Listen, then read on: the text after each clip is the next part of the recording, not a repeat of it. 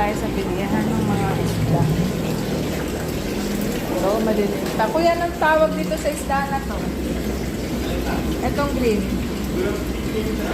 Ha? Glutindra. Magkano yung ganito? 20,000. Ano you? Ha? Ano pangalan? Glutindra. Gluten. Gluten yan. Kung pwede lang siyang isama sa goldfish. No. Ayan, bawal yan. Bawal. Basta plain lang siya. No. Ayan. Pumili kasi ako ng pagkain ng isda. Ayan. Ito, anong isda ito, kuya? Koi fish po. Ha? Koi fish. Goldfish. Ito. Parehas lang. Goldfish din. Wala ka na yung malalaki, malalapad.